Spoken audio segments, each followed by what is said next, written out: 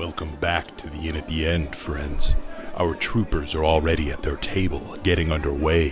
Why don't you go join them? I'll bring you a drink.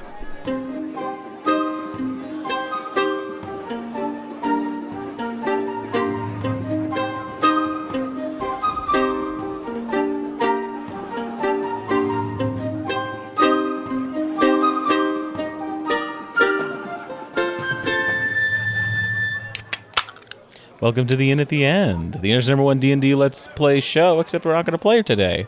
I'm with a few of the people. Hello, I'm Rhett. Milo. And Caleb. And we're taking a little break from our normal session because we didn't have somebody here. Dash he got car goblined. As I have heard the story, they brought a volcano into his car and then took the car into a cave. Where there was goblins. Where there was goblins and gremlins. Where did the dragon come in? The dragon Erupted out of the volcano. As dragons are wont to do. And he's dealing with that. We're all hiding in the basement. on his own. As he does. So what we're going to do now is just talk about the season so far, the season coming up, and just how we're feeling about it, how we're vibing with it, what we like, what we don't like, all that jazz. Does that sound about right? That sounds great. Like what we're doing right now. Yes. Sorry, I'm a little distracted. I had Panda Express for the first time today, and apparently it got mostly on my sweatshirt. Yeah, First time? Yeah. You've never had panda before? Never. I mean, it's not exactly a vegetarian's haven. True. Don't know what you're talking about. I don't think anything I've had there constitutes as meat. Yeah, well, I can vouch for that. All the cats and dogs. It's all candied meat. Yeah. Is that meat? Mostly sugar. Yeah. Fucking good sugar, but... Sorry, I didn't mean to derail from the dragon car No, volcano. this is now the Panda Express show. Okay. We're going to only talk about Hey, we're looking for sponsors. Yeah. Panda, yeah. give us a call. What's the adventure pack toys? Final Faction? Final Faction. Yeah. We're gonna That's get the them. dream. We're going to get them for sure. Yeah. Start small with Panda My Express. ADHD type of thing is just enough where, like, every time we talk about it, I'm like, fucking brilliant. I need to send that email right away. Yeah. And I'm like, well, if I don't do it now, I'm not going to. And I'm like, we're recording. I can't just, like, start fucking searching for emails. You said it was Fantasy Faction? Final Faction. Anyway. It's Yeah, you guys keep the going. final I'm gonna faction. They end up at the inn at the end. It's Oh. the finality. Oh, of everything. There's There's the easy you know. tie-in there. You know what? They need to call us. We need to be responsible for the Final Faction TTRPG. Cinematic, the TTRPG universe. Yeah. Was anybody aware that it's an actual animated series? Yeah, they have like some episodes. It's all produced under the same thing. It's They've gotta rated be- 8.3 out of 10 on IMDb. People like it. They like the comic. They like the toys. You're telling me stuff that I'm reading to you right now. You don't have to talk down to me. Like, We've already talked. I'm telling But You thought we were joking about liking Final Faction. That's what it is. but these are facts. You guys are lying to me this whole time. Were we? You're just saying the same things we've all been saying. In the year 2050, Like, if a we were large playing this asteroid game, collided Milo would with pull our out moon. every single one of his Final Faction toys right now. it's like a dozen at this point. I've got at least a half dozen. And there's Yeah. more I in got the like some bag. race cars Yeah. and like a dinosaur. But definitely the Final Faction toys are my favorite toys by far. Yeah. Like the quality and the creativity involved with them. And they are exclusively a Dollar Tree partnered brand or whatever, or like licensed. You know, I just think they're the best toy out there, and we yeah. should totally be sponsored by them. Yeah, they actually have their own page on Dollar Tree's main website. Hell yeah. That's fantastic. I kind of just want to get them all. Dude, I went on gotcha. Reddit and I They've found hooked ya. people who are just like legitimately like they collect them because they release them as though these toys have been out forever, but it's like a limited release. They come out, they put them, Yeah. they just sweep the Dollar Trees with them. When they're gone, they're gone. So then you can wait for the next ones. And same thing, like people are like eagerly awaiting Final Faction issue number 2 of the comic book. Oh God, that sounds fantastic. I feel like, how are we going to get them to sponsor us? I mean, who got the comic book when we did it. I put it in the bag. I think it once. was Dash. Okay, so That But was a I think he mistake. put it back We in the needed bag. somebody to. I think I have it. Yeah. I think He I've handed got it it, off yeah. to Is someone it or any good? So, I don't like, remember. hypothetically, if we were going to play a game that involves, we could be giant mech creatures and monsters We could From the probably Final Faction. We could probably effectively port that into like any system. Yeah. easily. What would be Skin it. what system would do that the best? The Palladium wonder. games, obviously. Yeah, that's what I was going to Palladium say. games? Yeah, Rifts and like Heroes Unlimited. and Heroes Unlimited. That's the one I was Oh, okay, That does okay. make Yeah. sense. The nasty, dirty ass '80s like fucking Oh, mega gotcha. damage bullshit, where you've got standard damage, which is just you roll your damage and it's in increments of 1 or whatever, and then mega damage is increments of 100. So if you Oh, do 10 gotcha. mega Isn't that damage, what you've done Bentley- 1,000 damage. Bentley's character was a mega damage character, Yeah. and so he didn't really get to do. Yeah, exactly. And he did only have like a limited number of like missiles. He was like, that's worried what about it was. like running out of them. Yeah, but I was yeah. like, That- gotcha, he played gotcha. like I This was usually that play. superhero game y'all played. Yeah. yeah. So It was fun. that was fun. And in fact, look, we're getting way ahead of ourselves because I wanted to talk about heroes and stuff for First of all, other let's games. get back to our outline that we So look, the out- painstakingly put Yeah. together. This is a great we segue. talk about what do we want to do in future games, but I think we need to talk about right now the key moments because it is the brand new year, 2025. LA is on fire. We are about to get a new president. What are the high notes Of 2025? of our So podcast? far? Family, Of this you know, campaign. my dad had a brain tumor. Yeah. It's been a hell of a year. It really has. But in the Lost both my campaign, cats. in the fun that we set aside for ourselves Yeah. to experience once a week, what did we enjoy then?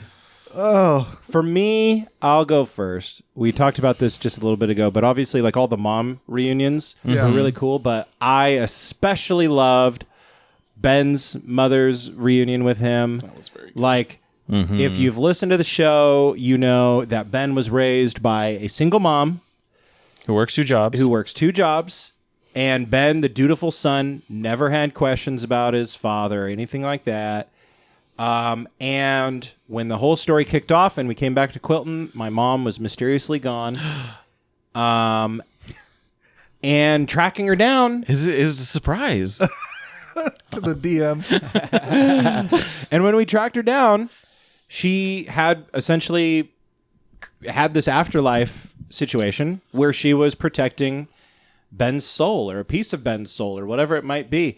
And I was like almost in tears during that session. I thought it was like so touching. And then like Alex talking about his twist on the typical like witch Yeah. lore and the witch Yeah. theme about give me your firstborn child. And it was like, yeah, she did that, but it was like not for nefarious reasons. It was just like, I'm going to raise him. Yeah. You're right. And I just want to have something to love. yeah, and I just want a child. I wanna fucking raise love that someone, and these twist. parents suck. Well, yeah. that's they something want to that- give away their first. They want to give away their child. That's something that I've Yeah. that I've appreciated like about this this arc or whatever you want to call it. That's been kind of a standard that some tropes have been kind of flipped on their head. Yeah. Like consistently. We had that with the hag early on Yeah. when we left Quilton. And that orphanage and Old Man Jenkins and Yeah, exactly. sorts of Alex stuff. does a really good job of following like some internal rules that he's like set himself that when they're made clear to you, it's like, I don't know, it makes the game like not rewarding. That's not the right word. It is rewarding, obviously, but like it's I a feel different like word. you can It's like engage more. Like, yeah, it's like the fact that like he's like, yeah, no kids get hurt in this world. I'm like, oh, all of a sudden it's like it allows you to see behind the curtains a little bit more when a hag has a like a weird dungeon full of kids or whatever. Yeah. You're like, oh, and it's actually it like lets you play and engage and interact with it a different way. And honestly, like I think that a lot now. Like when I watch stuff, like it's rubbed off on me. And obviously, like I'm a parent, so maybe this has just gradually changed over the time. But I watch stuff and I'm like, did they really have to hurt the kids? What a cop Yeah. out. You know, Yeah. I'm like, you know, I never thought that way before necessarily, but yeah, Alex is here's the question for y'all. yeah. Do you think that Quilton has been taken over by a MAGA-esque situation, or do you think we are the insurrectionists and we are... Well, insurrectionists aren't necessarily bad things, right? But that with it being the month of January, it's that word is kind of on the tip of everyone's tongue, and like we are coming in to unseat what is settled currently. Like I think the question is... We also started the problem. Is Quilton being run authoritatively? Right. Would that be a good way to put the question? It seems like it is. And in an unhealthy way. We set that up pretty well during Quiet Year. Like this idea of like, we had this like religious guard. We had these different castes of like protectors, like the foresters, the religious guard. And I think like we even like, there's something that... We had the market. That was we did like introduce the big like socialist thing. We had the market. We had a couple other things in the market. And we also had like the undertones of, well, we got to have a wall.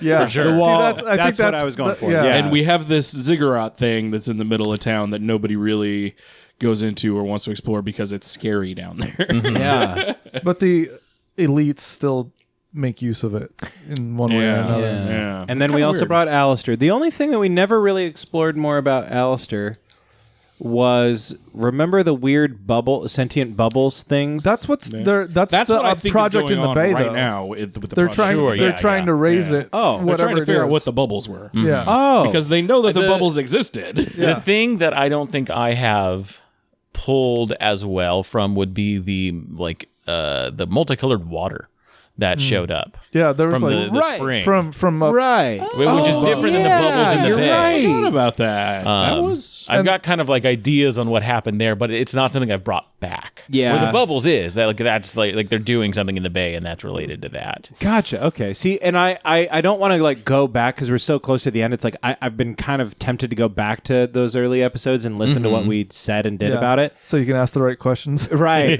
But I've been resisting it because it's very fun having it like revealed and like, yes, and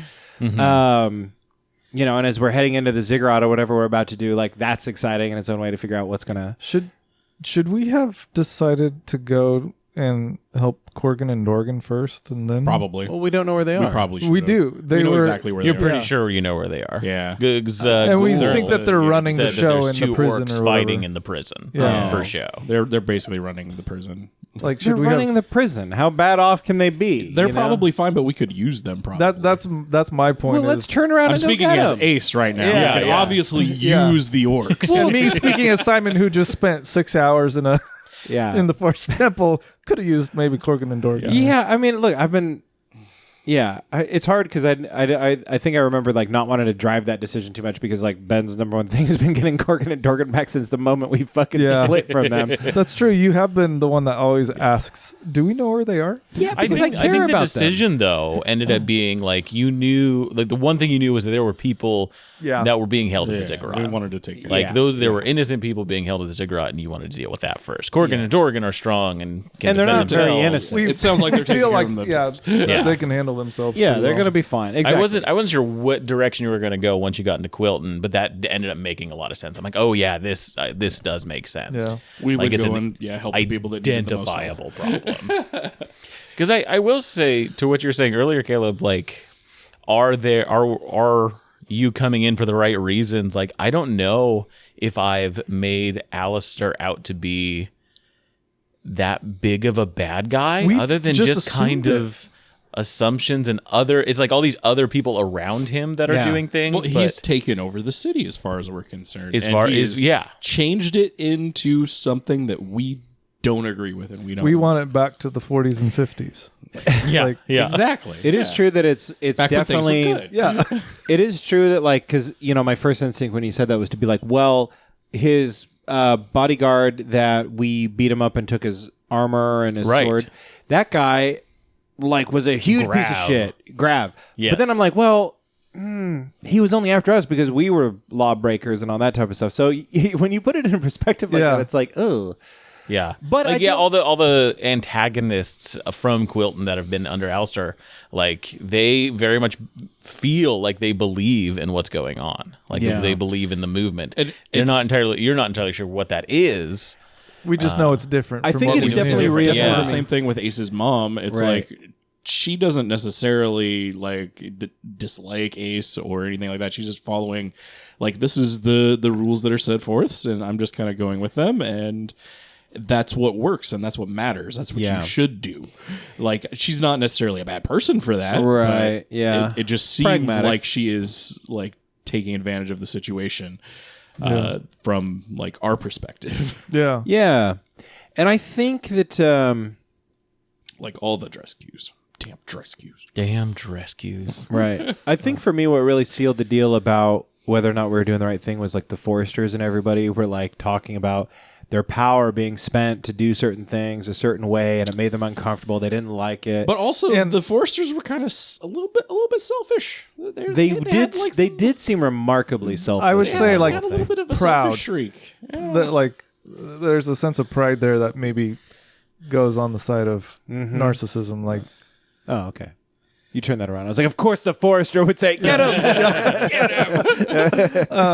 but also, I mean, Ben is a character who proclaims balance, and Simon is very much driven by balance. And so when things are out of whack in nature, Simon is very tuned into that. And so with the forest kind of going wonky and all that kind of stuff, that's there's an obvious kind of evil there. Yeah. And that's kind of in Simon's mind, it's kind of crept in as a result of what's happening in Quilton. And so it's Yeah. like two prongs of the same fork, so to speak. Yeah. No matter what, we're the good guys, and when the story is told in the future, we will be the Yeah, as long as we win, we write history. That's so right. That's right. Yes, that is true. we will be the heroes. Absolutely true. If we win. 100%. Another favorite thing I just want to mention real quick is all the little prizes that we got from Craig from Spain, Oh yeah. from España. Yeah. So dope. Because I got that D&D one-shot pamphlet that's in Spanish. Super dope. That's pretty slick. Yeah, So- I was considering some of my favorite moments, and I absolutely loved the Pirate Island. Coconut and, Bill. Yeah, Coconut Bill's place and doing the There's not a pirate island. It's a Okay. like noble elf like archipelago bay. But it's- he just it's like the moonlights as a pilot or a pirate.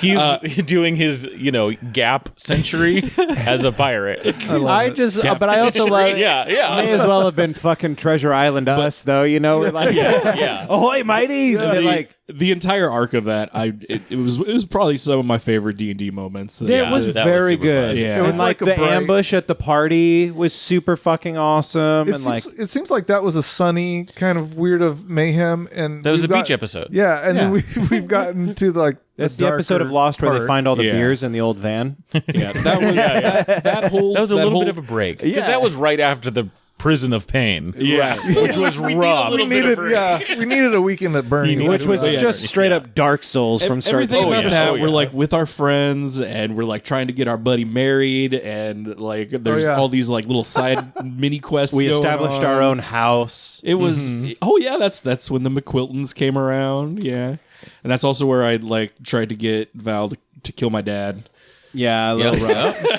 The trials were really cool too for that. I remember my trial with like the mud demon or whatever was, or maybe it's like a crab. There's guy. 4 different spirits. Yeah. Oh, that's right. And I really enjoyed that, and apparently I whiffled that quite a bit. But I What do you mean? whiffed. I just We knew what you meant. I by- did. I don't think I won the like- challenge.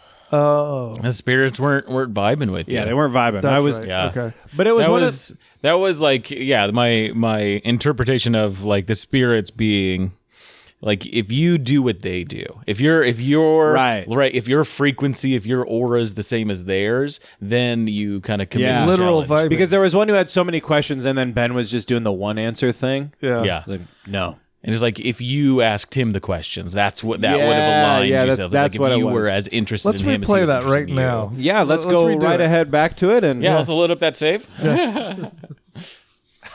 and we're back. Just kidding. I'm not editing that in. That is way too much work. But But yeah, I was thinking about that, and I was thinking about the giant tree and the arena. That tree. The arena was pretty dope. But was that this Dive year into? though? drive into Was that this the year? portal thing that was opening? I guess up? we're just talking about the campaign in general. Just the right? campaign, Yeah. yeah. Because that was pretty early on. That was Yeah, that was very early. Yeah. Oh. And we got that big old axe that That's where Corgan think- and Dorgan come from. Yeah, and I gave the axe to Corgan I think one because it was a +1 masterwork axe that I used for a little bit, but I was trying to think of payment for them because I didn't want them to disappear, so I gave them the very axe. nice axe. Yeah. And now I have like 100,000 gold, so Yeah. we're set.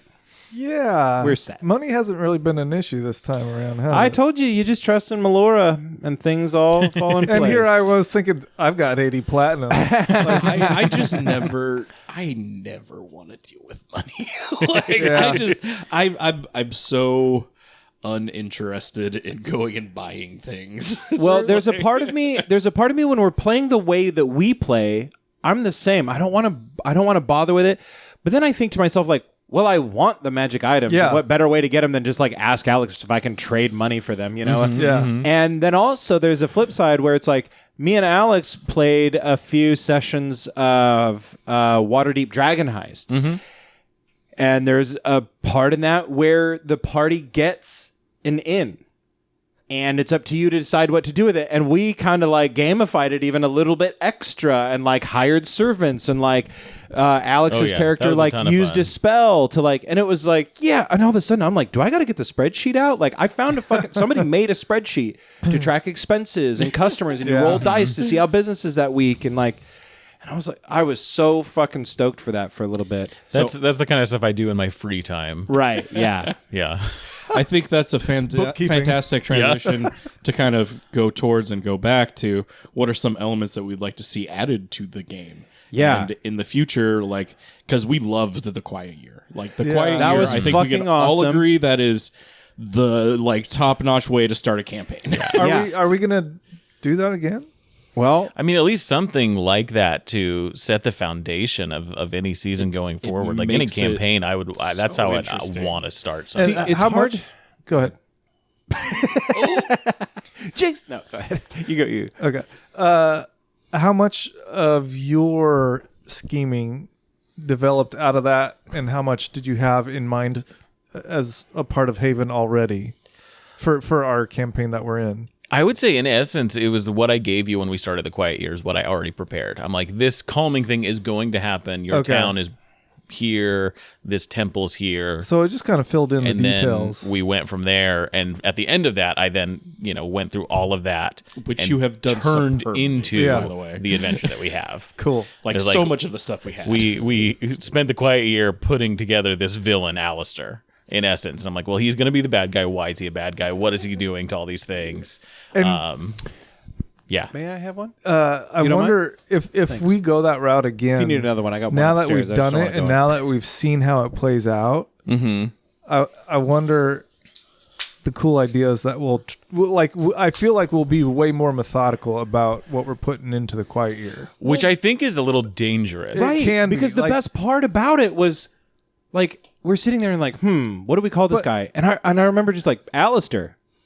And that's the fucking guy's name. And that felt so, like Right. you didn't think about it. We just did it. We Yeah. had this Right. idea for a But bad guy. Being really loose with that. and everything that that we is put really in, helpful. no matter how, it's like you blurt something out, That's what it is. and then but then everybody has an idea of it, Right. And then oh yeah, like this, oh yeah, and then Alex, the final product is gold. I still think it's going to be organic. Like I don't Yeah. think they're Yeah. like because you're still drawing from a deck and you're kind of caught in the moment and Yeah. thinking of things You on the don't- fly. You don't want to be planning. Right, Right. right, Like, you don't want to right. be like, I want to make sure like this event is going to happen. And so I'm going to build from here. And then Right. like my next turn, I'm going to, do this. And And, it's like, you want to take what's there and use that to like make something new that builds on. And then the Yeah. next person can do the same thing. It's like, I want to play a bard in the next one. So there's a giant bard college. yeah, Bard's Yeah. As opposed to like coming up with something like, the fighting pit is the thing that's really big. And then you find out, oh, my bard was actually part of the fighting pit and had like, you can come Yeah. up with these ideas that are related with really anything because That's the other you've thing got about that it. foundation. like no matter what we come up with, it all filters through the sieve that is Alex in his brain. And you want to hear like to me what my favorite part about that was when Like we all looked at each other and we're like, yeah, wouldn't it be like, how did we come up with the quilting idea? That was like, it got fired off. It was like it was like a nothing idea. Yeah. And then before you know it, we've named our fucking town after this place. My mom was a quilter for fucks. We have games that involve hiding under quilts. Like that's true the shit. Town folklore. It makes it culture so fun because it was a nothing idea. How did quilting come up? We can go back and we probably listen to it. But like I'm going to now. I remember it just being like a fucking just someone threw it out. Yeah. And all I'm of a sure sudden it had to have been an Always Sunny joke, and then it's like we played Nightcrawlers. Yeah. But the best part about it is like to this day we have over 100 episodes out And since we ended Quiet Year. Yeah. And Ben and Simon have been wearing quilts the whole fucking time. Yeah. Presumably everybody has had a piece of their quilt or whatever on, but like Have my been favorite integral to your two characters. Yeah, my favorite detail it's like the tartan. It identifies where you Yeah. come from, who you Yeah. are, your family, like, and that's a your really story. good comparison. Yeah, that's a really great idea. Because so many cultures have that same kind of thing. Like here is something that is going to tell our story Yeah. going forward generations, and we found a really fun one for this little coastal bay city. And I fucking hate how good of an idea it is for something that we just threw. It's better than anything And now you we could have can't come use up with. it ever again. No, but quilting, man. If like we were playing in Haven next time, like somebody's got to know about it. We'll you know. see a quilt on someone. Well, yeah. Exactly. We'll see a fucking adventurer wearing a quilt or something. You know, like. Well, as far as like stuff I want to add, like I love our role playing, like getting to just like have a sit down and just be verbally berated by other characters. Talk about how much Dash's character loves shit. Like it's some of my favorite stuff. Like just those opportunities we have to create more role play and doing stuff like that. Having the down. What is this called? So this is the Ultimate RPG Campfire card deck, and essentially it's just a deck that is divided into multiple sections. It's cards, and you would shuffle them up and you would draw them, and there would be different sections. This one that I just drew, it says hypotheticals. Would you rather win an important battle? They're not shuffled at all, but would you rather win an important battle, make a great discovery, create an artistic masterpiece, innovate a piece of technology, or ease a type of suffering, and why? And the idea is they're called Campfire card deck. Yeah. Presumably Because if you have downtime, your party while is you're sitting around the playing. campfire at a long rest, like we always do. Yeah. But I just immediately, like, my brain goes, okay, well, obviously Ace is going to pick the win a giant battle. Like, like my brain just immediately goes into RP mode. Exactly, where it's just like, yeah. I can imagine, like, what my character would want to talk about and how he would, respond to other people's. Yeah. And like, Ben... are you fucking serious? Right. And Ben would be like, seriously, Ace, like, why wouldn't you want to ease a type of suffering? I mean, it just makes more sense that there would be, really, you want to win a There's battle? always going to be suffering in the world. Like, I would much rather be the champion of that suffering. Heck yeah. That's good. That's good. But no, I think that even though we're talking about using it like in game as almost like a relationship building thing amongst the group around the campfire, it also, for me, role playing is not like a strong suit, like the improv kind of stuff, and so that like would help me think about my character better and be in the brain of my character better. It'd be an ideal thing to do like early on in Right. sessions and stuff. Yeah. And I was thinking, like, if I were playing a brand new game with some other people or whatever, not that you guys aren't good for this, you guys are great for this, but for example, if I was sitting down, it would be like a table rule. It's like, if you take a long rest, you got to draw from the deck. Somebody has to draw. Yeah. Like, I like that's it. just fun, Like, long rests are few and far enough between. They're not like a every fucking session type situation necessarily. Yeah. I could see a lot of these snowballing into other things too. Like it leads into like some kind of argument in the group. Right. Yeah. And then or like if there's a character quietly trying to attune to their instrument and or whatever. And we're like, hey, what do you think? And they're like grumpy about interjecting. There's another fun idea there too, where it's like maybe if it gets really heated, it's like it alerts the fucking roving band of gnolls. And all of a sudden we get gotta, too like, loud about it. And we're all in our fucking skivvies, and now we got to battle some gnolls that are like, well, actually, I'd fucking make a piece of art, you idiots. And then, no, that's a stupid idea. I just heard a twig break.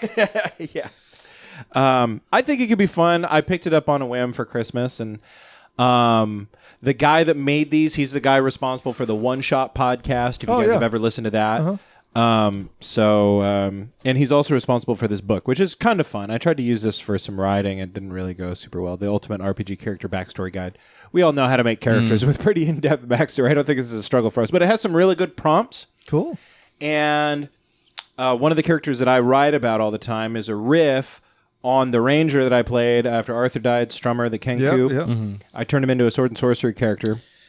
And there's fantasy prompts that don't really fit him, but there was Western prompts that really fit him. So I was able to go through the Western section and pull up a few The prompts. Western section. Yeah. That's funny. What's the author's name? James D'Amato. Oh. D''Amot. Yeah, if you're on Okay. Twitter Yeah. or whatever, he posts a lot of that shit. I'm not on Twitter anymore, but you know what I mean.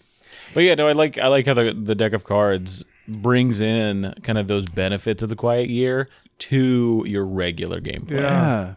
Like having stuff like that, I think is useful. As a DM, like I'm trying to put the tracks in front of you as you're going and moving them, doing that. And sometimes I don't leave myself enough room to dig down in the characters or give you the opportunity to answer or ask those kinds of questions. Yeah. And this might which I spur think a is useful. new idea for you to explore or throw in, something. It's like, oh, this character has really strong feelings about this. Well, Yeah. I'm gonna play with that. Yeah. Because I'm always asking what it's like. Here's what's happening. What do you do? Yeah. And should give more time to asking questions of the characters, of the players about their characters. Right. Like, why is your character doing that? Yeah. Right. What are you thinking in this moment? How are you feeling? What are your emotions? Or What are you not sharing with the group right now? yeah. Yeah. As far as that goes too, like another character thing that I often think about is I love crafting a backstory for a character and like digging into like what makes them who they are and like the little idiosyncrasies that make them who they are. But also sometimes I wish that I took opportunities to flex my role playing more and play characters that are more out of my wheelhouse. Like Ace is the most in my wheelhouse character. Like I understand Ace. Like Yeah. like Ace, he's not me. He's obviously not me.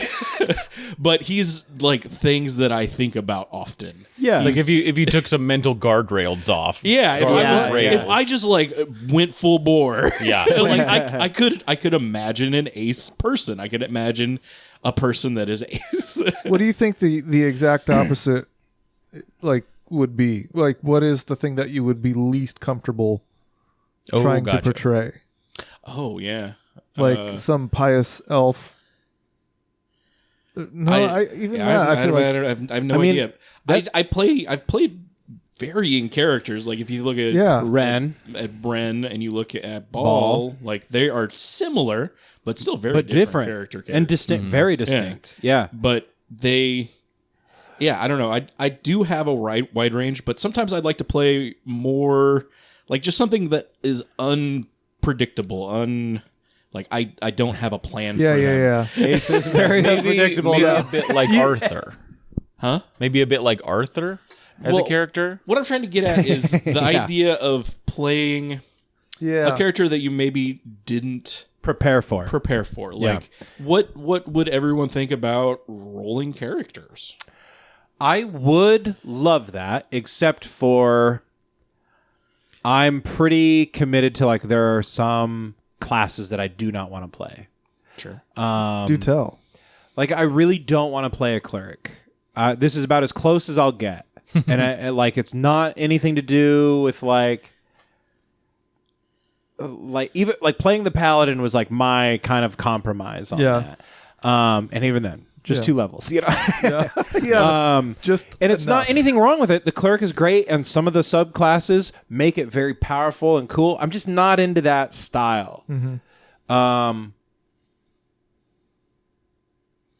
Yeah, I don't know. I kind of feel you. I don't really want to play a bard either. I really like. We did the Battle of the that's one that Bards, I've and kind of steered clear I was of. really excited for it. And then by the time I was done, I was like, "Ooh, I don't really like bards all that much." Like, I found out I liked them better than I thought. Like, Yeah. I kind of feel the same way about bards. They're just kind of not as interesting to me. I don't know why that is either. Because, But- and I think it's. After playing, I like them more. Oh, okay, So- okay. Yeah, for me, I think it was definitely. I probably could have specialized a little bit more and been happier with the bard. Right. Like maybe gone more like. I don't know. I'm gonna fucking use a rapier and fight people or whatever, rather than whatever I did. Right. Or specialize more in like at the magical side. I don't know. You know. Well, has know there's supposed anybody to be that ever mix, but- played a campaign where you completely randomized your character? Roll everything. I have played a lot of games that way, not for Dungeons and Dragons. So, I don't because like when I play like Rifts or Heroes Unlimited, which are Palladium games, we were talking about these earlier. All of those sheets and like stuff for the character generation have dice charts next to them, and I will roll random every fucking time. I love that. Same thing with like you get into like the Urban Shadows or the things that are quicker where you can make like I'll just fucking there's 6 options. All right, I'll roll 6 out of it. Okay, there's whatever. Okay, I'll roll those. Like, Well, that's me normally being like, well, I don't really care what character I come up with, and I'll play whatever character I roll because we're only going to be doing this for a couple of like sessions. a shot. Sure, like yeah. a one I shot. have played randomly generated Dungeons and Dragons characters. Like I've gone onto D&D Beyond and pressed random and like gotten my thing and been like, oh, okay, and then create a little like thing for it and just gone with that. Yeah. I'm not opposed to. I fucking love random. When I play Dota 2, I'll play all random every fucking day. I tend to. I don't like the complete random idea, just because there's something about character creation that scratches a creative itch. That is. It is different. one of the best parts of the game. Yeah, and so to kind of strip that out and only be able to throw in a backstory, that kind of a thing. It's still even a if backstory that you create, though. Yeah, like that's not enough for me. Like I want to have my hands in like Everything. yeah, like this specialties that this person does. I don't or, blame like, you for that. Yeah, I don't know. I kind of want. See, I like creating the story. Like, what is this character's story? And like the class and the race and like all the stats and stuff. Like I care about when we're in combat, but Yeah. I love that I roll a lot of damage and I almost Yeah. always hit. Like that's fun. Yeah. I think for me, And I being like small I like and it in being all this, parallel. like it's a fun. Yeah. I like to do it in parallel, like Yeah. at the same time, because doing the actual stats and the feats and all that stuff is kind of what prompts the backstory and vice versa. Like, For me, I almost don't think I've, at least since 5th edition came out, I don't think I've played a Dungeons and Dragons character where in my headcanon and backstory for them, the race and class weren't just as important as the rest of the background Right. stuff. Yeah. Like, Yeah, like all my characters, like it makes sense. Yeah. Where that comes from. yeah, yeah. So I don't know. I'm not opposed to it. I think it could be an interesting exercise, but I think if we're going to go into a long campaign, I want to have a little bit more. Yeah, I agree. Although I'll say this, I put a lot of, not a lot of thought into Ben. Ben was, some of it was like last minute kind of decision making, but I thought long and hard about some things.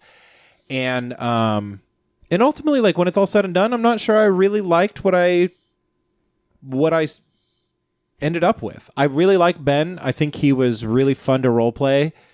do you feel that way after every character, or is this unique to Ben? Because there's a little bit of that for me. Like, once you kind of take the car out of the garage and start driving it around, you kind of realize, oh, I wish I would have done this differently. Yeah, there's definitely some of that. Like, let's say Arthur, for example, and this is a little bit different because we ended Arthur right in the middle.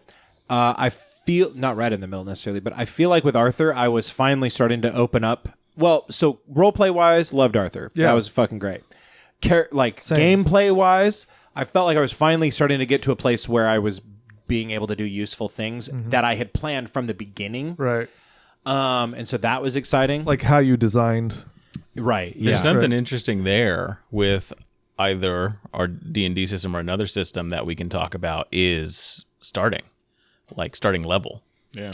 Because a big part of that is level 1 through 3 are finding your feet. It's not a lot of a lot that you can do. But if you're starting at like level 7, It's the test I would drive around the love to block. start Yeah. higher because I just want to get to some of that game breaking bullshit. I Yeah. want to get to those places where we can look at our wizard spell list and be like, great, let's solve this problem with one high level powered spell. There's a that reason might why we fuck up. power level Yeah, it's like in other games. Like every time we've played, we've gotten to like level 7, level 8, like See, I've never played very much past like 7 or 8. I've never. Yeah, I don't know and that I've mine ever played did a little eight. one But shot. like a couple of times that I have, I've always kind of been like, I just love it because it I lets like all the other stuff. Yeah. I don't know. It'd be interesting to see too, though, like if the story and the conflicts and the challenges all followed suit a little bit, where Right, the characters because could pursue higher level challenges. That could be interesting. Yeah, going into town and beating up all the guards as like a level 10 guy or whatever. Not as fun, but like getting to like commune with some like high level like devils or something. Or, Yeah. like I do like the idea of like doing some sort of quiet year foundation for characters are going to be proficient in what they do. Like instead of a quiet year, it's the quiet metropolis, and it's like Yeah. this major city that all the ins and outs of. Yeah. The wizard is in a tower and they're your friend, and like you Interesting. could really stretch your legs as far as what something like D&D has to offer. and for with all what those that's crazy worth, spells and stuff. exactly right. That could be really cool. And for what that's worth, I've always wanted to do a long campaign in an urban setting. We got kind of close with our Waterdeep Dragon High stuff, but we never finished it. I was setting it up more when we were doing season 1 in Bravik. I was like really excited for this like fucking city that I was working on, and then somebody had to go and fucking get kicked out of his house and dumped by his wife and all this shit. And fucking You can say my name. I'm right here. if it was you, that would be hilarious because that's like so out of character for you to be like, I'm stealing the show.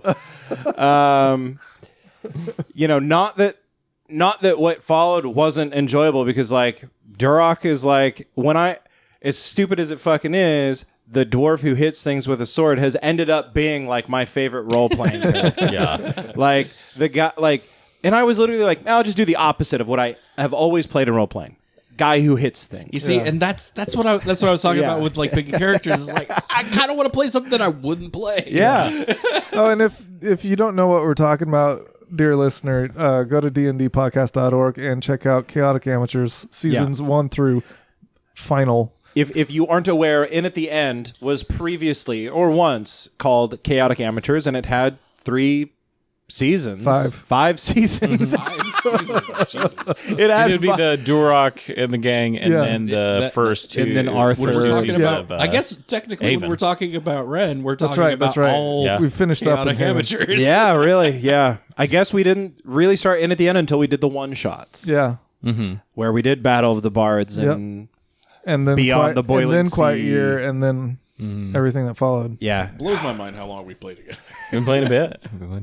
But I mean, there's something to be said about finding your character's backstory while you're playing. Yeah. Leaving a chunk of your backstory up to being found as you play, because then you can like find out those moments like, oh, I'm really into this thing. I'm really into these actions or this culture or something, and you can add that into your backstory as opposed to being tied down by it. I like the Because idea you're of that. like, oh, I know everything about my character's Yeah. backstory. Yeah, I like Because the then idea it's- of it being like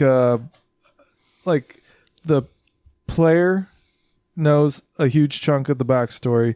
The DM knows a chunk that the player maybe doesn't, and then there's a chunk that both the DM and the player don't know that you find out kind of Find out together. a little, yeah. And it organically ties it to what you're doing. Right. Right. Because if you find this stuff out by playing, Yeah. then it means you're connecting with the stuff you're already Right. engaged with. And I It think clicks that's so much what made better. the revelation of Ben's mom and everything kind of like the high point for Ben in a weird way. It was like his character's climax. And this has nothing to do with the quality of the game or anybody's anything. But ever since then, I've kind of been like, I don't really know who Ben is outside of this like soul thing that happened already. Yeah. And I'm ready to play somebody else. Like it was so emotionally gratifying and satisfying that I'm ready to beat the You're shit in out your of Alistair. refractory Like the period. story end. Yeah, you know what I mean? And it's like I would have been happy to stay right there. right. I'm going to take care of my mom's tree, and I'll be good. And I was thinking about that Sometimes you just want to before. do that for your character. You just want to Yeah. be like, you know what? But this is where my character's If story I is. if I was more of a if I was had more cojones, I should have done that. Ben should have stayed behind. Sure, yeah, And I yeah. should have rolled a new fucking character or something. But Ben's gonna see it through to the end because the Quilton thing is important as well. Yeah, I mean, there's Ace that loves connection. you. Like, exactly. You're his Like brother. exactly. But I just do rolled up I stats do know for what you mean. Val's mom and played as her. What? Should have just rolled up stats for Val's mom and played as her. It would have worked out. You know, I can't be a narratively. clerk though. But that was the high-level fun part wizard. about being the reborn kind of character subtype or whatever. It was what Alex was talking about. How I didn't have to have so many things picked out. And granted, we lived the lives of Yeah, our there's characters like a beforehand. point in behind that. But there was things Kinda with the up in the reborn air. where it specifies like you don't have your memories. Yeah. Your old life is a blur. And so that's why I was like, don't care about dad, don't care about all of these. And if they come up, great. And they came up in a very satisfying way. And and exploring some of these other things about what things meant to Ben, what his relationships with his friends meant, what his relationship with the town meant. Fucking very fun. And all in the moment. There were some things that I knew, but a lot of it, I'd say probably 60% I knew, 40% I discovered. That's cool. Heck yeah. It's a good ratio. So we've touched on it a little bit, but do we have any concrete ideas of where we're headed in the next season? What game system we want to play? Who's going to lead it? I'm so I tired. think we can all say we want Alex Yeah. to DM. If we're Alex done is with I'm down very with happy system. to. And does it it- is does where I it- feel the most comfortable. But I think I've said before, it's just I don't want to, be in the DM seat so much that, somebody else that wants to do it And isn't allowed to. I feel like we all kind of automatically hope that you will do it. We don't want to say, Alex, yeah, you're like the DM. we want You to make sure can't. that you have the opportunity It's totally fine. to step down and like take a breather if you need one. But no, I mean, yeah, personally, this is where I feel most comfortable. As a player, And- I get really nervous. what Really? But Yeah. you like making good other player. people nervous. It is. I feel like I am not doing the right thing, and I am messing everyone else's game up. Welcome to my That's how I world. feel. But honestly, like I think we all feel like that at a certain point. I'm I like, don't know. That's maybe the Ace's narcissism that comes out of my mind is I'm helping everybody. I'm giving love them it. something to think about. I love it. more as a player. Sometimes I'm always like, fuck. Have I been talking the whole time? I should Yeah. stand back a little bit.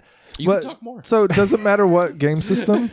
No, I'm happy to try out new game systems for sure. I would look. Here's the thing. Here's a slight problem. Number one, right at the moment, D&D's licensing and everything, it Yeah. allows us to do this without any problems. It allows us to do things like, I guess the podcast isn't monetized in any way necessarily. We have ads on the website. We have store links at the end of each episode, which are bad now, so don't go to them anymore. FYI. But, yeah, the fucking Humble store yoinked their partner program without a fucking word to anybody, basically. And so people have been going to our link, and I have no idea where the money went. I don't think they spent a fortune in between the time that the store shut down its partner program. That's so frustrating. But yeah, it's just pissed me off a lot. So anyway, but Hasbro and Wizards of the Coast, they let us do shit like this. I earlier was thinking to myself, like, I would fucking love to do like Heroes Unlimited, but in a fantasy setting. Like do superheroes, but fucking Dungeons and Interesting. Dragons. Yeah. Because the system is kind of crunchy and maybe it's messy. Maybe we can but like the character creation, the level of customization for characters and their powers and their abilities is like feels really cool and good. And like some people can say you can do that in Dungeons and Dragons, but you know, to me the words on the page matter a little bit. But I don't think Palladium Games is as nice as Hasbro and Wizards of the Coast is about their stuff being used. Oh. So why are you pitching it as a possible alternate? I was pitching it as something that I was really excited about, but then on further thought... I see. then We're realized- verbally processing here. Right. Okay. Now, I have seen some other podcasts. There's a Riffs podcast out there called Glitter Boys. Do they have special I don't know. licensing? I could ask them. And we could probably we're not monetizing it. We could just say, fuck off and suck my balls, Kevin CM Beta, or whatever your fucking name is. You fucking wrote this shit 40 years ago. And you haven't changed it. You're probably getting an email right now. Good, I hope From I a do, lawyer. bro. I love your fucking books. Attention on Twitter. And then the other side of things is sometimes I think to myself, we play a narrative-focused game. Why are we playing Dungeons & Dragons? Let's play Dungeon World. It really that's the thing is I don't think it matters what system we use really. I like playing fantasy. I like Alex's world especially. I do.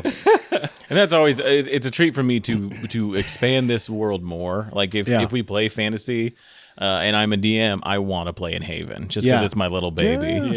Yeah. And that's the thing is, if there's a story we want to tell, there's a corner of Haven to tell it. Yeah. Let's do a fucking urban campaign, and we'll bust do out the like Urban Shadows In game Haven? book, and we can have some variation with You might understand this better than me. what? Well, I'm certain of it. Is it possible that whatever weird legalities become an issue aren't retroactive? Meaning, if we stick with 5e or older, And they change the rules on us all of a sudden. yeah, and they say, "Oh, you can't do whatever." Is there a chance that they will only apply it to whatever it's called now, 5.5 or?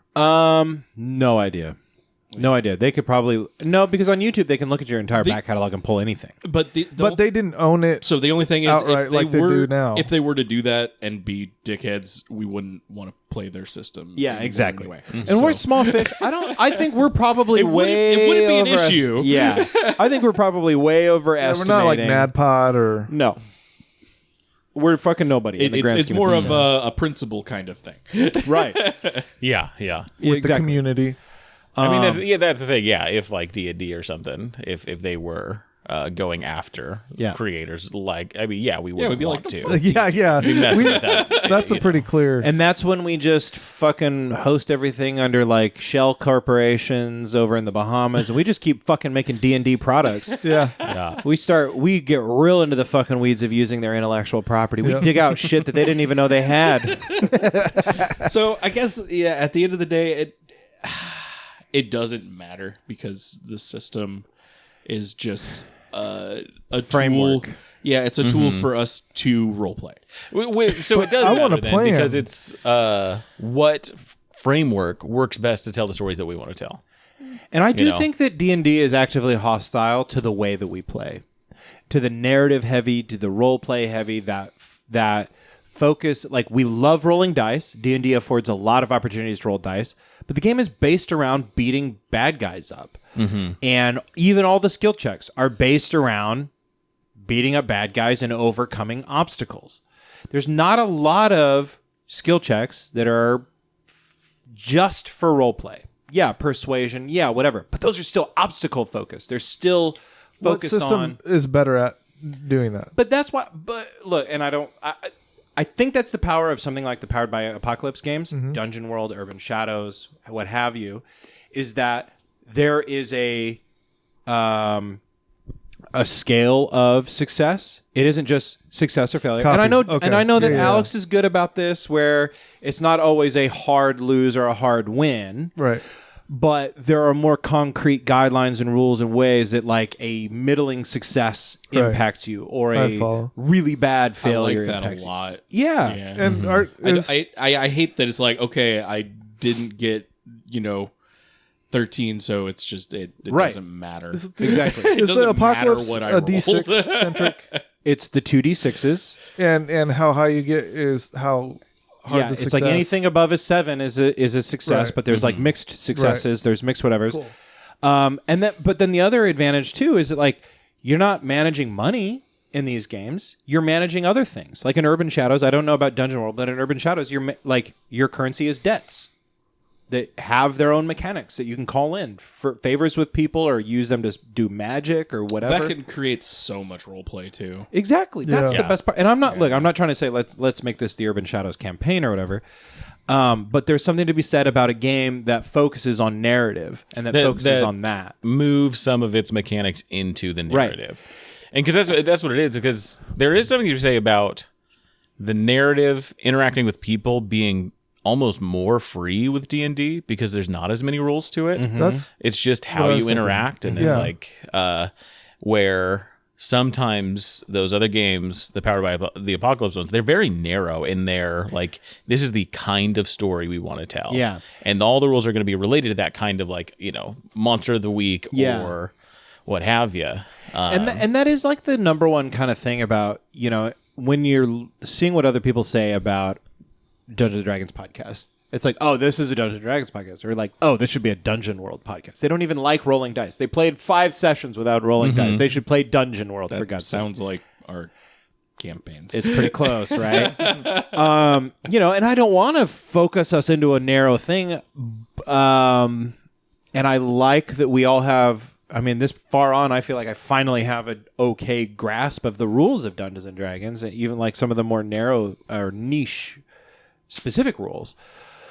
But we all love tabletop RPGs, and there's a lot of them out there. well. Yeah. I've wanted to play Pathfinder 2 for a long time, which is even its own beast. But Speaking of a lot of games out there, maybe we could open this up to anybody listening. If you have a suggestion of a game that you like or one that you think would be well suited for our style of play, let us know. oh yeah, I would love suggestions. Yeah.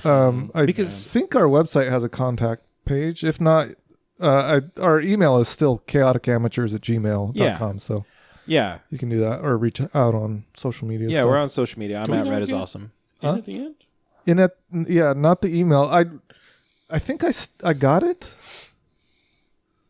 but I just don't use it. Everything like when we started the website and everything, it was all Chaotic Amateur. Yeah. So everything is just So That's the only one I That use. kind of leads us into the show and things that matter to us and things that we're interested in as far as the show goes.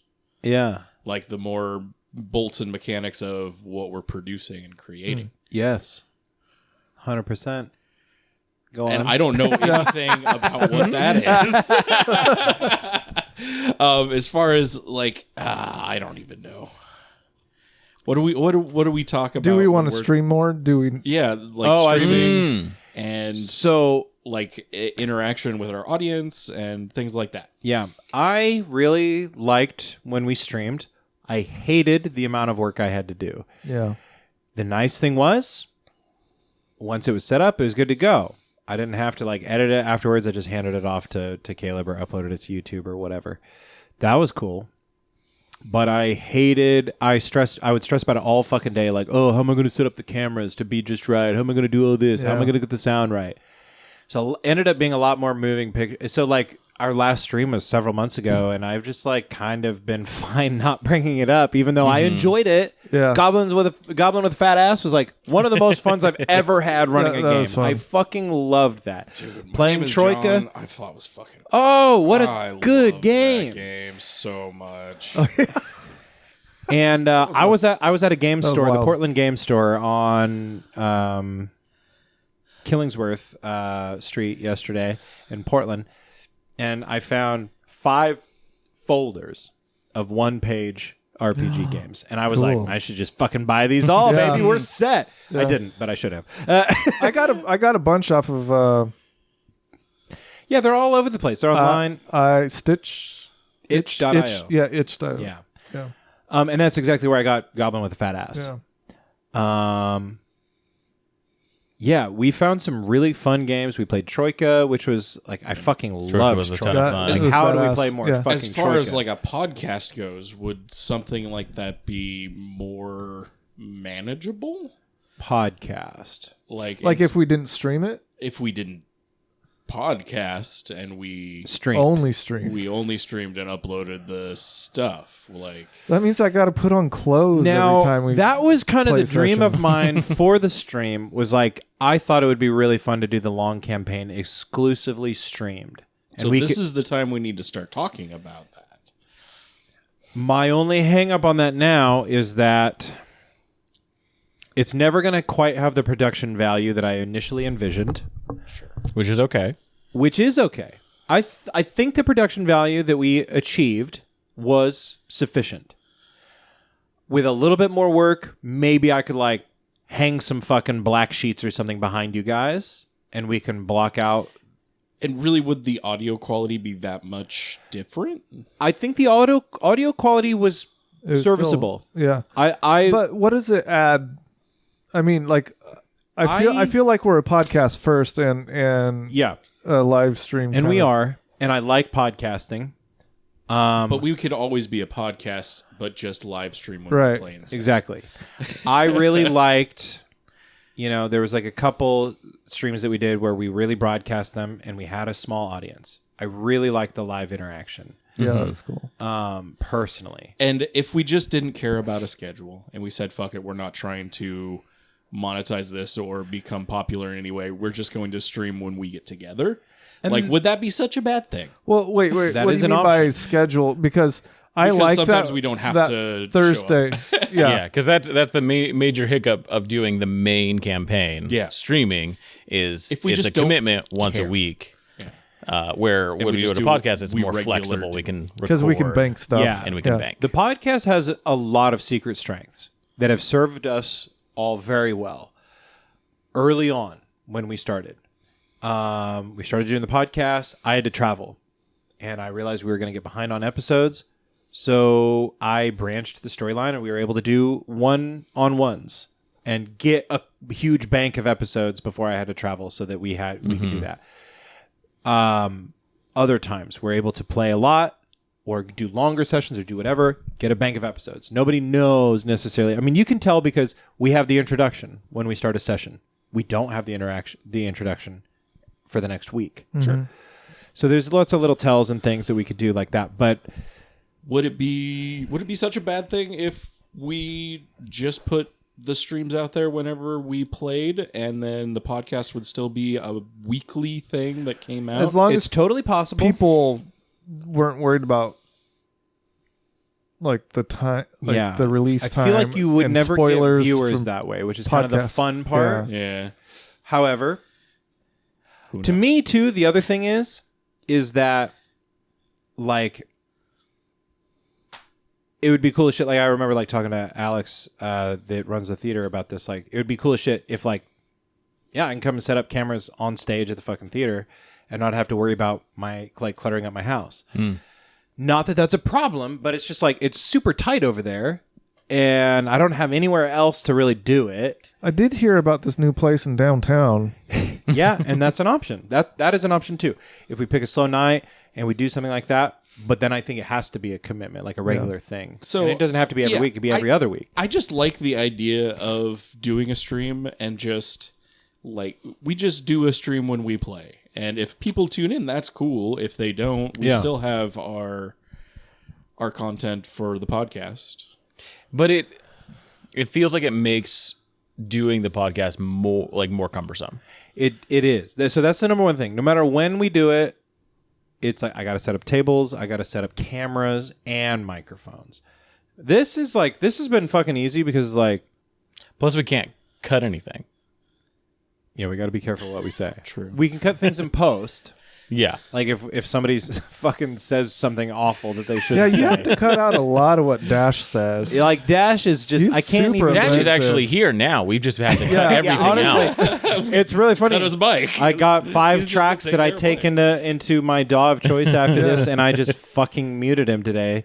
He'd be bleeped if we let him. I know he's fucking Talk. waving his arms at us and screaming right now, but whatever. I love the idea. I really do love the idea. And I don't want to say like I'm not willing to do the work. I don't want you to do more work. I wasn't sure if it was more work or not. So.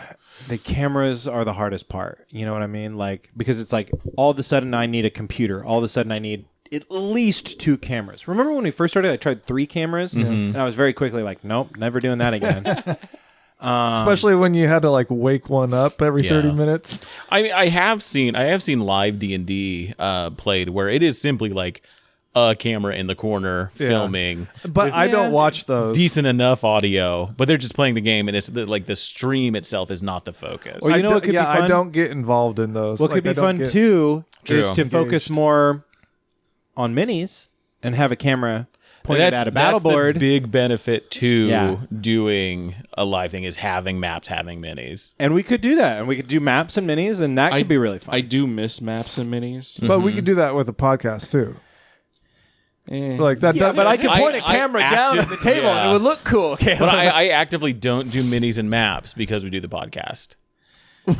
So you guys are spinning circles around me right now. no, I don't- because we could do it for the podcast, but there's no benefit to anybody Except for us. our own like visual and tactile, And look how we're set up. Except for the work that it takes to do that, right? So which it's like, would also and be involved then you if also we have to streamed it. describe- right. No, that's what I'm Right. saying. It's doing the stream. I think is very beneficial. Because then you don't have to describe. doing it- Oh, my character moves over here, and it's like that I- area. We is. could do it like this. This Yeah. would be a lot easier than having a table that we all huddle around, where it's like he's got his table, we point a GoPro down on it, we're streaming it, and we could just project it on the TV, and we yep. could see the battle map, but we could know what's going on. Yep. But there's this extra element of like, I still don't know why that needs to be seen by everybody else. yeah, you're right. I don't Like, know. Yeah, I mean, It's you're not true. wrong. Yeah. Like, I mean, we did do a battle map when it would be helpful if we streamed. but I don't think it's the battle pit. the battle pit, the fight at the tree. And that was Yeah. cool. I love that on the television. Like that was a really cool. and anything with like levels and Yeah. moving Yeah. platforms and yeah. So I can do that stuff.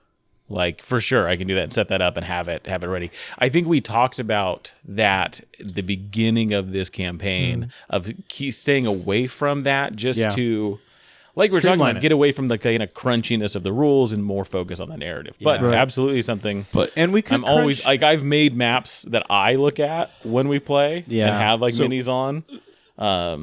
Yeah, the thing is we're really guilty of like making a hand gesture or something like that, and we're a podcast. And somebody has to describe. Oh, he just gave Alex a finger. he just flipped it. which is how It's not Alex funny greeted us otherwise. today, by the way. He Yeah, just popped his head I in heard and about flipped us that. all off and then left. So that's the only thing. If we're just a podcast, then I feel The like other- minis are not a great. The You're other right. thing to talk addition to about that. You're right. is there's streaming, but that there's also just VODs. Or not VODs, but just having You're right. videos. Just videos. Yeah. yeah, because that's that in between of like we can bank them, we can Yeah. do stuff with them, but it still has that visual component, and We it's just still, release we them can on pull the same audio, schedule. and that's the podcast as well. And then they don't get broken up. And, yeah. That is And a you good could just idea. leave them set up. No. The cameras? Yeah. I can't, man. Why? Because it just takes up too much room. Well, Oh, you I mean, like in if here? we could find a way to get Okay. like 0.2 I cameras. think I get ideally too. I'm I also have a being whole too room cheap about if we this. ever wanted to. And I think there's something too. I do as well. Yeah. that I can convert. And I would. That's there's something to be said about like I even looked at when we talked about doing the stream, and I might have texted Caleb about it. Like getting a studio space somewhere downtown Salem, a centralized location where I could set up stuff. I could leave it there, and ultimately, I think I just didn't do it because it cost a little bit too much money or whatever. But if I didn't want to be such a cheapo about this, it's like I could just get better cameras.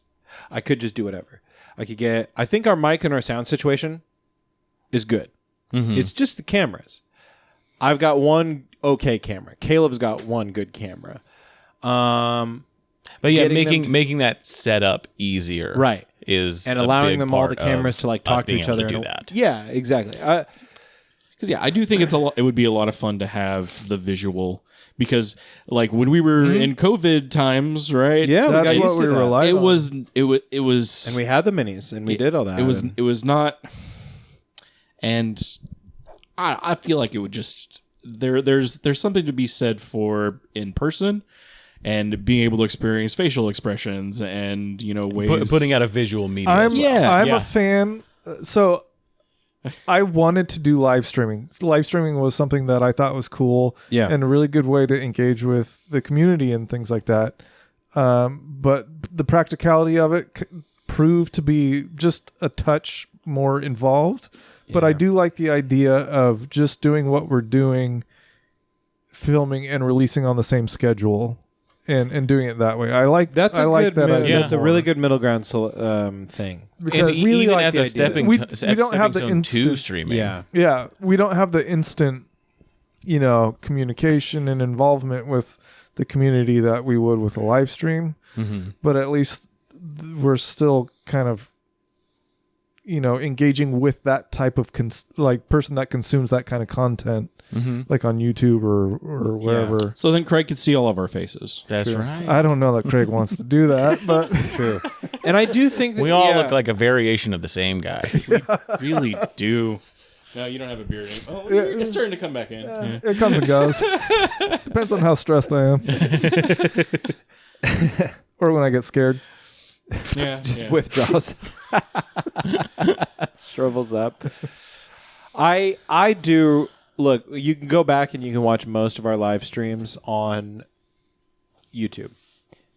I think they look great. I think we all performed great. The short thing with these like one-off adventures and all these different games, we've brought some of our best work to them. And I finally got wise about making good thumbnails. Okay, I made 2 really good thumbnails before we stopped streaming. And then he was like, I've done it. I've reached the pinnacle. And also, like, it would be a fucking huge waste to like let all this fucking work I did on the OBS like setup and Yeah. shit to like. And didn't you like buy frames and stuff? For I did, yeah. I mean, look, it was $9.99. It was not like I fucking Hey. broke the bank or whatever. But, Still. if I was better in Photoshop, I could have made these all myself probably. But, And yeah, it sounds like we do have spaces. Even if it's just here. look, here's the thing about me, and I have so much ambition and dreams and whatever, but I can't carry the flag all the way all the time because I burn out really quick. I'm super fucking lazy. You guys are fucking lucky you've gotten these podcasts edited for fucking 2 years. Like, the only thing that allows it to happen on time routinely is that Caleb doesn't fucking pester me all Monday morning. He knows that I'm going to be late on Monday every time the new episodes are due, and I'm like, fuck, there's podcasts due. And I go on there and I fucking sit there and I do whip them up really quick. Well, It's a miracle. Definitely, at the end of the day, I don't care what the output is. I just like playing. So I know, but it's also if there's fun. extra work, like I Yeah. don't want to stress you out with that either. But there's the other option that people just help me carry some of that extra No. work. I'm not gonna do that. I mean, I will. Yeah. What does that look like? Yeah, I do the work for the Well, campaign and all that, but You guys mentioned space. Mm-hmm. That's a really good start because I'm not opposed to using my space. But then what happens is I have to break it all down right away. Usually, I mean, a couple times I left all the tables up literally until the next time we streamed because I was that would get so fucking tiring lazy. though, Yeah. and like having to move around that. And if I that was really, at my house. yeah, and I really stress about it. And if we can maybe find a better way, like, because the solution I found to get all the cameras to talk to each other, it's just not the best. it seemed a bit janky. It was But- very and yeah, and that's the thing. Yeah, saving and I yourself spent problems and all that. fucking dollars on trying to like this is the solution to our fucking problem. It's like no, it's not. It's, But what are you suggesting that we do this in a different place? if we want to stream, I'm not opposed. Like, look, I had the dream of let's get a studio and set it up and leave it. Mm-hmm. The podcast thing. I can take this anywhere. We can Yeah. go down the fucking street to the pub and do it at the pub if you want. We can do it across the street in the parking lot. We can set it up at the park. And that could be kind of fun too. Is do a traveling thing occasionally. I did think that would be really fun too. D&D buskin. Yeah, we just, I mean, I'm thinking about getting a van. We could just Hell yeah! D&D We're taking in a the van. band on tour, baby. Like we don't even have to like unpack somewhere, we could just do it in the van. Yeah, exactly. Fuck yeah. We just go down to the park or whatever. Old man Jenkins van, D&D. Ever since the first time that like Chaotic Amateurs did like a live show at Capital City Theater, I did think it would be really fun to do like a D&D on the town type thing. We know enough people that own bars or own spaces or own whatever that's like, can we set up here and like do this thing here? And it's distracting and it's going to detract from the audio quality that we have, but like it's something different. Yeah, I don't know. I don't know. I think it'd be fun, really fun to play in front of other people. I don't know. I It might would be. have Yeah. an idea. Yeah. Holy shit, this might be. I mean, there's things Are we you- could talk about off of this. How long have we even I been can't going? say. An hour and 10 minutes. Okay. I need to check on some things, but I might have a really good spot. What that spot? Won't be available until maybe February, but it would only be available on certain days. So if it didn't work on those days, we wouldn't be able to do it. Oh. But it's a very polished looking place. So I'll check in on that because maybe that's something that could. Look, and then the other option too about the streaming thing is I could, like I said, it's like I could fork out all this money and I could buy gear that might make it a little easier. GoPro cameras, for example. You know, I am the type of person who's just like never going to ask anybody to fork out anything for any of my ideas. But if there was a pool of money that we could pool our money together and buy something like that to make the dream a reality, that goes a long ways too.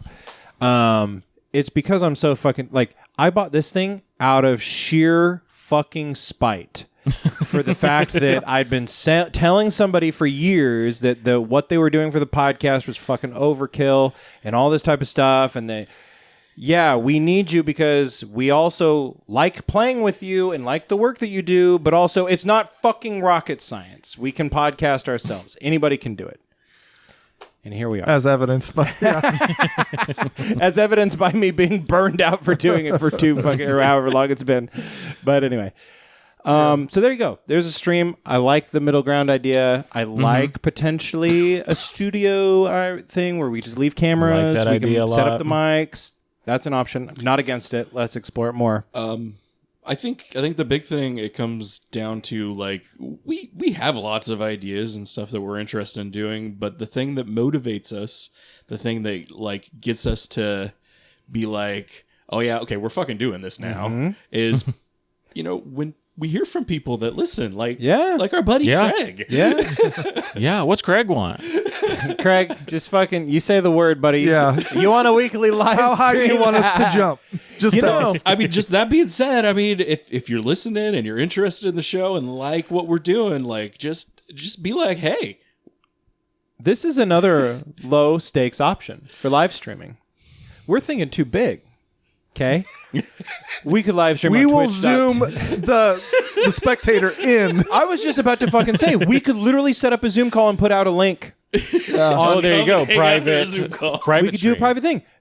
I started thinking about it because I've done this on Discord before, where we just set up a camera, we can set up a Discord chat room, and people can come in and watch us That's play. always true, and that's something more like your idea. We can do it whenever it happens. It's like, hey, we're going to be filming tonight. Yeah. As long if you as want it in the lines up Discord call. storyline wise, though, because then we again get into the issue of Yeah, that gets into the weeds. But if we just set up a webcam or something, we tried to do the one camera thing for a long time. And all we really needed to make it work was a fucking SD card, I think, for your camera. But Yeah. But yeah, there's a lot of different setups, a lot of different scenarios. yeah. And I if- also feel like if we had a space that like we would go and play in front of other people, that would make like the stream I was so about. Yeah. But if it was like, oh, we're gonna go to this bar and we're gonna play in front of people, I'd be Yeah. like, I'll fucking be there. yeah. I'm like, I'm not gonna miss out on that chance. And what I really liked about the live stream was an opportunity to play other games. And Yeah, I really enjoyed absolutely. playing other games too. Because don't get me wrong, Dungeons and Dragons is fine. Haven and you guys are the best part about that so Yeah, far. yeah. For this whole campaign. If we could do Haven with other systems, I'm all game. If we could do it's probably way too much to do multiple games for like In the same one campaign. Yeah, Could you yeah. imagine? That would be tricky. Kind of I've fun, thought though. about Could be it, kind of yeah. fun though. I love the idea of a time travel game where you're going back between different periods of time. But if you Yeah. go back too far, you end up in a previous edition. Yeah. So you go back to the beginning of time and you're playing first edition. Yeah. You know what else could be kind of fun too is like a Haven game where we can use the rules for like ultraviolet grasslands or something. Yeah. I just want to play Ultraviolet Yeah, Grasslands. let's- Because the locations are like half the fun, but Yeah, yeah. just the art Like that one is very like I want to be in that universe. Yeah. Like, all right. Fine. oh my god. Well, I was looking at like the caravanning rules. I'm like, Yeah. we could just be caravanners in fucking Haven. Wouldn't that be fun? The Yes. Carnies. Yeah. Oh Anyway. yeah. That'd be a City of the Week campaign. Yeah. But I We're do the think monsters. if anybody's listening to this special Crit Files and you have suggestions about what you'd like to hear or what you'd like to see, hit us up. You know, we're at k.amateurs@gmail.com, or I'm on social media pretty much everywhere at Red is Awesome. I think like In at the End still has like a Facebook page, which is where Yeah, like, a lot we're of folks on- reach us. But Pretty much all of it, including Blue Sky. No longer on X. is In at the End on Blue Sky? I think so. Oh, What's X? But it's all Twitter. Yeah, Oh, Twitter. we don't talk about it. But yeah, it's the handle is all In at the End with underscores. There you go. Yeah, so just let us know. Like, I'm in worst case scenario. You're gonna tune into the show someday, and we're gonna be doing the same thing. That's like Yeah. Yeah. the worst case scenario. Yeah. And when I say worst case scenario, I don't mean like that's a travesty. I mean like that's a good thing. Yeah. Yeah. Yeah. This is You're trying to get a group together in your 30s. We This just is wanna as bad as try. it gets. We just want to do better. And if we fail and do the same Yeah. we've been doing, we're already proud of what we've Yeah, been doing. yeah. That's a nicer just- way of saying yeah. what we're trying to say. It's just like obviously we all really love TTRPGs, and we all love like variety, and we all love whatever and playing together. So it's like if we can shoehorn all those things together, like different game, different whatever, then like why wouldn't we have that? Longer pause between TT and RPGs. Yeah, titty RPGs. I mean, I like love NPR focus. style, but Yeah, you know, I love whatever. titty RPGs. Who's that artist? Did all the old, fantasy art back in the Oh, 70s? Ooh, Franzetta. Friends said, yeah. That's a titty artist right there. Yeah, he speaking was. of TD RPGs, Titty RPGs, that's what it is. Yeah. All that to say, folks, matters when you chime in. Let us know what you're thinking. And that entails a lot of things. We have got a Discord server. We got all these things. We can make it more active. We can do whatever. Discord server is what broke us up originally. But anyway, hit us up. And I've been Milo. I've been Rhett.